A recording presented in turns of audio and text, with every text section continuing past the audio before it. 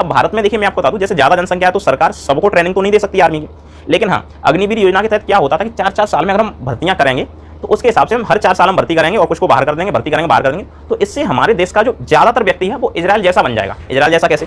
तो इजराइल में हर व्यक्ति को सैन्य प्रशिक्षण मिलता है ना, तो भारत का भी प्रत्येक बंदा, प्रत्येक नहीं कह सकता हूं मैं, फिर भी अधिक जो 4 साल के बाद में बाहर कर दिया जाएगा, ठीक है ना। अब इजराइल में आपको परमानेंटली 1 साल के लिए आर्मी में जाना होता है, ठीक है। आप कुछ भी करो, फेल रहो, पास रहो, आपको जाना होता है और वहाँ पे वो उतना अधिक पैसा नहीं देता उसके लिए, ठीक है ना। और वहाँ पे उसको जब वो आर्मी में ट्रेनिंग लेने जा रहा है उसको कुछ हो जाए तो क्या होगा?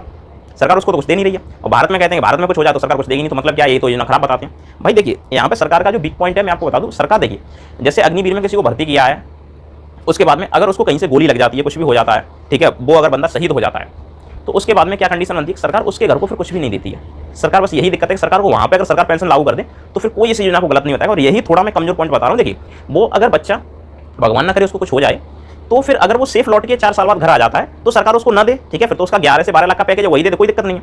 लेकिन भाई अगर उस बंदे को कुछ हो जाता है, घर में अकेला बंदा है, बड़ा या छोटा भाई नहीं है, अगर है भी तो वो उतने अच्छे नहीं है जो काम कर सकें घर को, का मतलब घर को पाल सके, ठीक है, तो सरकार को उसके लिए फिर उसको पेंशन देनी चाहिए। मैं ये चाहता हूँ अगर सरकार ऐसा कर दे तो भारत का प्रत्येक नागरिक अग्निवीर को सही बता देगा। मैं आपको बता दूँ बस, अग्निवीर को यहीं पे गलत बताया जा रहा है सबसे अधिक, ठीक है।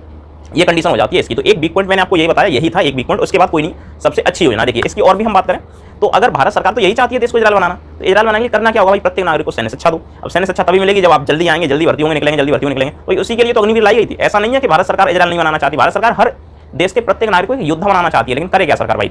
लोग बाग ही नहीं मानते, ठीक है, उस चीज़ को गलत बताए थे।